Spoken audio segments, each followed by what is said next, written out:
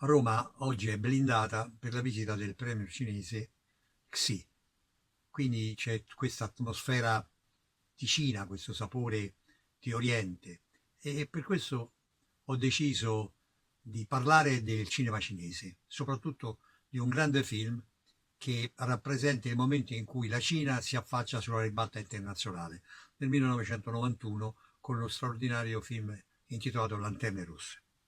Sono stato in Cina diversi mesi e ho conosciuto da vicino, a girare un film, e ho conosciuto da vicino i cineasti cinesi e soprattutto ho avuto modo di assaggiare, diciamo così, la mentalità cinese, che in realtà è piuttosto complicata rispetto alla nostra. Loro chiaramente hanno un grande rispetto per questa strana civiltà che sorge sulle rive di un lago, di un piccolo lago chiamato Mediterraneo, rispetto all'immenso stato in cui vivono. E sono molto curiosi dell'Europa e sono molto curiosi di come mai noi, pur non essendo discendenti del celeste impero, cioè della miniera del sapere di tutto l'Oriente, anche noi nel nostro piccolo abbiamo elaborato idee quali la democrazia, la filosofia, l'astronomia, il calcolo, la chimica, sono e soprattutto l'arte, anche perché i cinesi sono grandi cultori della bellezza. Pensate a dei dettagli particolarissimi e curiosi, per esempio le bollette di profumo antico hanno l'etichetta che è incisa all'interno affinché esternamente non si rovini. Ora pensate che cosa vuol dire lavorare una bottiglietta dall'interno per poter fare il disegno dell'etichetta. Ecco, questo già fa capire l'idea di una mentalità che va oltre i confini del normale, che supera la logica.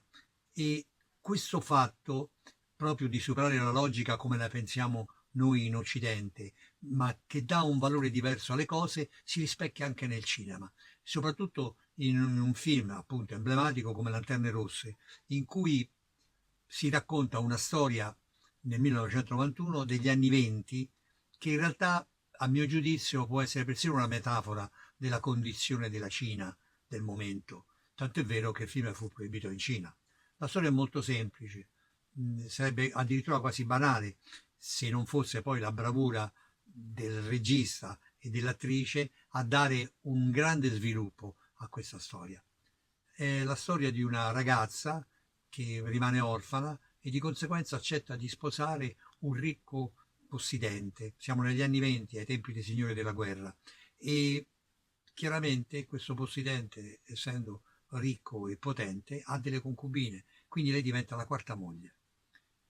La ragazza entra in questo mondo dorato, regolato da protocolli rigidissimi, in cui la formalità diventa sostanza praticamente, e cerca di sopravvivere a questa atmosfera all'apparenza, diciamo così, comoda e lussuosa, ma in realtà oppressiva, è una gabbia dorata, in cui tutto è rigidamente scandito e tutto è rigidamente stabilito.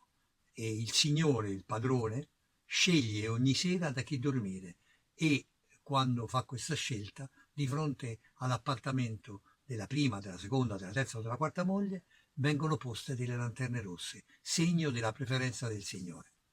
E queste lanterne rosse sono quindi il simbolo del potere, perché chi è scelto per un giorno intero e anche per il giorno dopo, la donna che è scelta comanda, può scegliere il cibo, può scegliere i vestiti, può dare la sua autorità sulle altre. Quindi è una gara fra donne e di conseguenza che cosa accade? Accade quello che succede sempre non appena esiste una competizione. Questa competizione logora i personaggi che la compiono. In un modo o nell'altro diventa un intreccio di tradimenti, un intreccio di pettegolezzi, un intreccio di timori, di paure, di rivalse, di dispetti. Ecco, questo mondo così chiuso e così, diciamo, sotto certi aspetti ottuso, in realtà racconta la storia, perché è tratto da un romanzo che si chiama Moglie e concubine di Su Tung, il quale tra l'altro è un autore moderno, quindi racconta una storia antica in termini moderni, è uno dei primi che cambia la mentalità dell'autore cinese dell'epoca, degli anni 90, non parla più del partito, non parla più di politica, ma parla di sentimenti, parla di altre cose. E infatti anche il regista di questo film parla di sentimenti, e però in questi sentimenti nasconde in realtà il timore della Cina che si affaccia, a mio giudizio, sulla scena internazionale. Infatti ha, come la nostra protagonista Gong Li, ha un potere perché è bella, perché è giovane, perché è desiderata, perché è la quarta moglie, perché finalmente può mangiare tutti i giorni, perché finalmente ha abiti belli, però questo a quale prezzo? Ecco, questo prezzo è la stessa domanda che si pone il regista in maniera indiretta, cioè a quale prezzo la Cina sta cambiando, a quale prezzo la Cina ha avuto una sicurezza politica dovuta al comunismo, e adesso che cosa accade se si apre al liberalismo, che cosa accade se arriva al consumismo. Secondo me è questo, e anche gli altri personaggi del film, la prima, la seconda, la terza moglie, sono varie ipotesi politiche sociali di quella che potrebbe essere la Cina.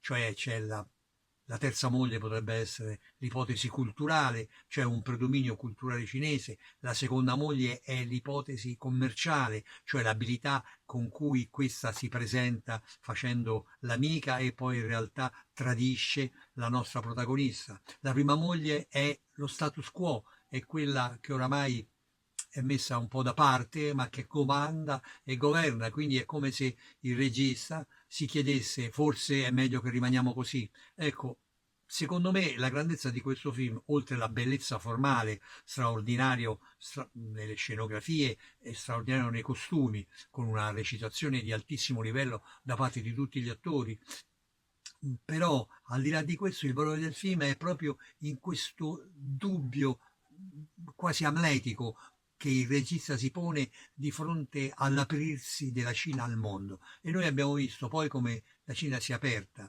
abbiamo visto oggi, abbiamo il presidente qui a Roma, abbiamo il grande battaggio sulla via della seta, quindi la Cina ha preso una delle strade di queste quattro mogli, ma quale? E come finirà?